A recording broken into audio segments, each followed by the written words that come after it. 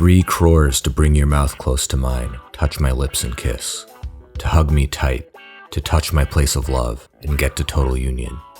Listen well, you must bathe me in a shower of gold.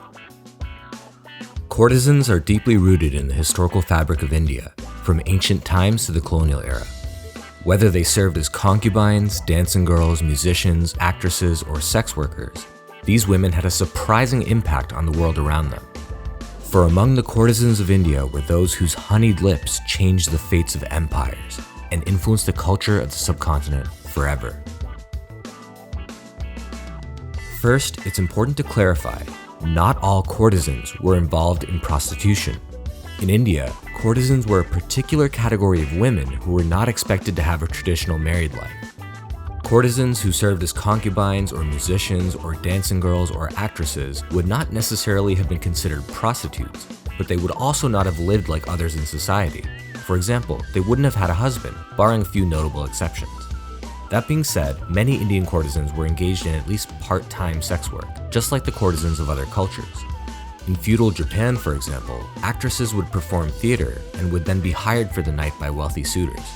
This sort of arrangement would not have been unfamiliar to an Indian courtesan. A system of prostitution is a feature of an advanced, prosperous society. After all, the profession relies on a substantial economic surplus, much of which is generated through trade and commerce. And extensive commerce demands a complex and stable political infrastructure. Unsurprisingly, systemic prostitution thrived in places like ancient Greece and ancient India. In India, there are references to prostitution as a social institution as early as the 8th century BCE. There are even more detailed references some hundreds of years after that, in early Buddhist literature, especially the Jatakas. There, we find detailed discussions as to the categories of courtesans, their services, fees, and position in society. How courtesans entered this lifestyle is quite varied. Some would do so voluntarily, of course, but others were given as gifts.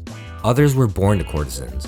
Still others were sold into courtesanship due to financial distress, or were abducted, or even won as war booty. Courtesans could be delineated into a number of different categories. Some of these categories may seem rather strange given our modern sensibilities. There were concubines and live-in mistresses, and there were common public women who sold their services on the street and in their homes. Vandaki were housewives turned prostitutes whose husbands were dependent on their earnings. Randa were pilgrim women pretending to be engaged in penance. They were typically older prostitutes hunting for customers at religious sites. These colorful characters notwithstanding, the most prominent courtesans were the Rupajava and Ganaka. Rupajava were courtesan prostitutes whose value was premised mainly on their beauty and charm. By contrast, the Ganaka were a rank of courtesans who were not only expected to be beautiful and charming, but were also accomplished in the arts and intellectual pursuits. As the status of household women deteriorated by the early centuries BCE, the accomplished Ganaka became especially attractive to cultured men about town, known as Nagarika. Nagarika were typically merchants, nobles, administrators, and military lords, the sort of men who would be able to pay the exorbitant fees demanded by high-end courtesans. Some of the most learned women in Indian society would have been courtesans. In Jain literature, we find exhaustive lists of what a Ganaka was expected to learn, including arithmetic, writing, chess, music making, perfume making, horse riding, cooking, camping, sword fighting, and omen reading. Altogether, 72 skills were to be mastered by a Ganaka, and they put these skills to good use. At the height of the Vijayanagara Empire, for example, a genre of erotic poetry referencing Krishna as a mischievous customer was popularized by courtesans who had a talent for the written word. Many of these poems have been preserved in the Tirupati temple vaults in Andhra Pradesh. In fact, there is plenty of reason to believe that courtesans in India were valued for their artistic and intellectual achievements, and not solely as sexual objects. As Altekar writes, courtesans had a peculiar position in ancient India. As persons who had sacrificed what was regarded as honorable in a woman, they were held in low estimation. But society treated them with a certain amount of consideration as the custodians of fine arts. Men who had a liking or love for music and dancing and poetry could not delight in the company of their own wives, who who had ceased to possess these accomplishments from 400 BCE. Though despised in one sense, courtesans began to be respected for their achievements in the fine arts.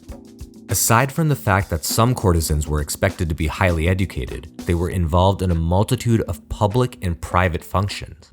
Courtesans would also be brought along on hunting and military expeditions. In 1520 CE, at the Battle of Raichur, for example, Krishnadevaraya brought along thousands of courtesans to entertain his troops at camp. Broadly speaking, courtesans were entertainers. From various texts, we know that they would perform at festivals, garden parties, boat trips, musical soirees, and other venues.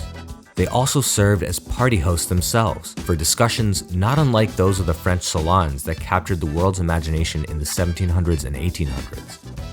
At-homes could be held in a courtesan salon, where assembled were men of the same age, intellect, and wealth. These men would hold discussions with one another and with the courtesans. This was called gosti, where they talked about poetry and art and indulged in food and drink. The kingdoms and empires of India were invested in training up and maintaining courtesans for a multitude of reasons. Substantial taxes were collected from brothel courtesans and freelance courtesans alike, even those who were being paid to be the mistress of a single client. Textual sources indicate a 25 to 30% tax rate on courtesan services, with that number rising to 50% in times of administrative crisis. As an accomplished and attractive courtesan could generate considerable revenues, the state undertook to supervise courtesan education at its own expense.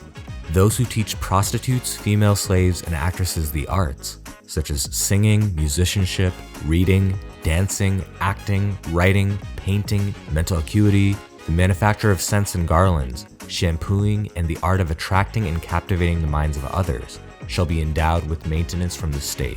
These state-funded teachers would also be tasked with training the sons of prostitutes to be chief actors on the stage. Interestingly, courtesans, actors, and their relatives would also be trained in spycraft. They were taught how to conduct counterintelligence operations against foreigners, such as visiting diplomats, and how to identify local criminals for police. Courtesan-related services were not their only contribution to society, however. Records in many South Indian temples show that the Devadasi courtesans there made rich endowments. In Buddhist texts, there are many references to courtesan charity. Courtesans fed the hungry during famines and gave away property to monastic orders. The courtesan Amrapali gave away her vast wealth to charitable institutions and laid a vast sum at the Buddha's feet. In Jain texts, we hear of many generous courtesans who were invested in the public good. One ran a picture gallery, while others gave vast sums to the poor. When the courtesans grow rich, they often set up works of public utility such as wells, temples, tanks, gardens, groves, bridges, and they gave away food and rice. What does this tell us? Many courtesans were not only wealthy, but they were in control of that wealth and they could decide how to spend it. These women are of loose character and they live in the best streets that there are in the city. They are very much esteemed and are classed amongst those honored ones who are the mistresses of the captains. Any respectable man may go to their houses without any blame. High-end courtesans were extremely wealthy and politically influential. First-hand accounts observe that their wealth even exceeded that of landed nobility. Well-to-do courtesans also kept slaves and employees to assist them. Many courtesans would employ a vita, a man who would look after her physical interests. He would escort her at night, provide security, and act as a go-between and goods procurer. Some courtesans would also share a portion of their earnings with a matron, who would help her with negotiations, help navigate administrative issues, and much more. Given the high demand for entertainment services, Ganakas would often maintain a troupe of singers, dancing girls, and artists to entertain at larger parties and festivals. These assistants were known as Ganakadasi and could later become independent courtesans. Ganakas also had maidservants or slaves who would help with house duties, makeup, hair, and fashion. In the Samajataka, for example, the document notes that Sama, a courtesan, had a retinue of 500 female slaves under her command. Ownership of slaves was not merely an ancient practice. For example, medieval sources in India note that Vijayanagar's wealthy courtesans often made use of female slaves as personal assistants and co-entertainers. Besides the advantage of their earning potential, courtesans also enjoyed the protection of the state. Those who harmed them physically, financially, or socially, were liable to be punished in accordance with special laws created to protect courtesans. In the Arthashastra, Kautilya notes that a state-endorsed official, the superintendent of prostitutes, conferred the title of Ganika to a select group of courtesans who were pretty, youthful, and cultured. After being granted this title, a Ganika would be entitled to funds from the state to establish herself. Kautilya seems to have harbored no ill will towards courtesans, and in fact was adamant that they be provided for by the state. In the Arthashastra, he recommends that courtesans be given state pensions so as to take care of them after the loss of their youth, beauty, and entertainment skills. The possibility of courtesans falling in love was accepted by Vatsyayana, though he advises them to chase after money and influence, not love. In both Indian literature and recorded history, we find ample evidence of courtesans reaching the highest rung of society by securing the hearts of great kings, nobles, merchants, and others. For example, the legendary Vijayanagara Emperor Krishnadevaraya was the son of Tulava Narsanayaka and his beloved concubine Nagamamba. In fact, Krishnadevaraya's status as the son of a lowly concubine should have disqualified him from becoming emperor, were it not for the fact that his half-brother instated him as his successor on his deathbed. Once he was made emperor, Krishnadevaraya then married the love of his life, a low-caste dancing girl known as Chinnadevi, with whom he'd carried on a secret relationship prior to ascending the throne. Krishnadevaraya married Chinnadevi and made her a queen, the queen he adored above all others. In North India, similar histories abound. Among the Rajputs, for example, Raja Samant Singh fell in love with a beautiful courtesan, Banitani, who was a singer employed by his stepmother. Their love blossomed due to her beauty and their mutual interest in the arts. The Raja made Banitani his mistress and later married her and made her a queen. In the Kashmiri erotic text Kalavilasa, a story is told of a courtesan, Vilasavati, with whom King Vikramaditya fell in love. In this story, King Vikramaditya lost his kingdom and fell on hard times.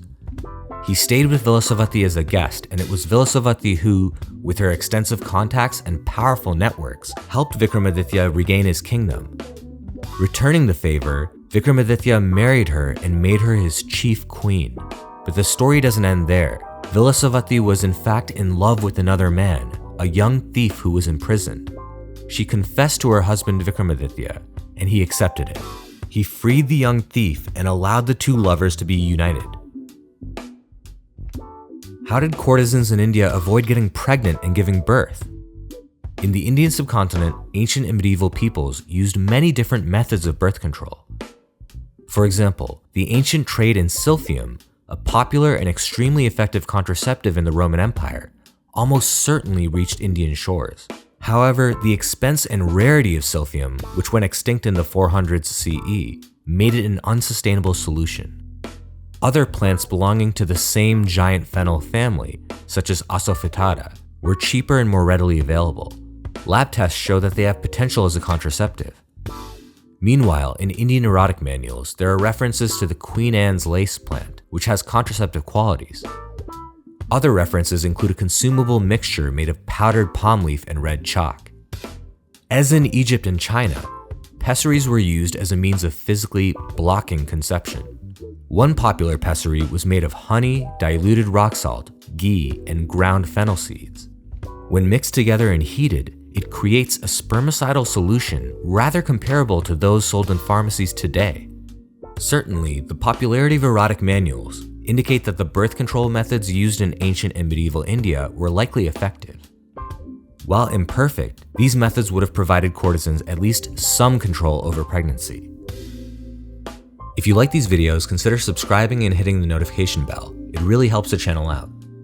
I've also made a Creator Guild profile, so go check that out. You can leave tips, make custom requests, purchase unique offers. It's a really interesting platform, so we'd love to see you there.